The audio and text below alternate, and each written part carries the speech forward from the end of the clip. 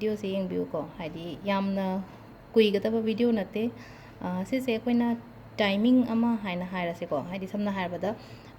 थबक अमा हौजिक सोमगी थबक अमा ngairi नत्रगा हाइदी सिगी थबक से करम कांदा यागदगे हाइबदो अदुगी मतुंगिना हाइतारेको अदुगी मतुंगिना सिदगी कार्ड नंबर 1 2 and 3 को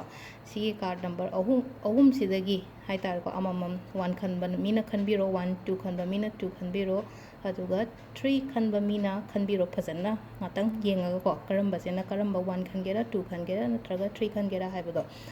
अदुगा हाइदी थबक तुसुको आई थबक आइना ngairi थबक से करिनो आई थबक से करम कांदा ओइगदगे हाइबदो फजना मिरुशलगा ngатang खनबिरगा 1 2 3 सिदगी अमा choose तोबिरोको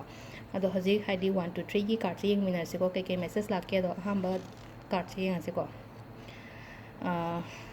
within the next few weeks and हाइसिदा लाकदोरिबा हप्ता खरसिदा ओइबा यायना सोमगी थबक से को card number 1 खनबा मींगैगी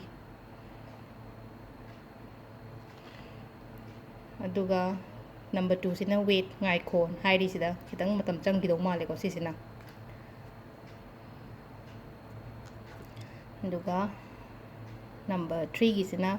within the next few months को था खरगी मतुंगदा हाय अहम लाकपा कार्ड सिना हाइदी हप्ता खरगी मतुंगदा सिसिना थर्ड खनबा मीना हाइदी था खरगी मतुंगदा अदुगा मयाई से खनबा मीना खतंग ngaइबा तारेको अदो सिसे अखोगी एंजल मेसेज ने हाइना सुदुम खंगबिबे याइको सिसे दुम आई नुतिगी खरा खरा हापकेको सुमाइना दुम सिदी यामना कुइना चंगदबा वीडियो नतबनिना सिसे मैम खल्लगा दुम नुतिगी येंबियो सिसे अदुगा यारिबा मखै शेयर तोबियो को थैंक यू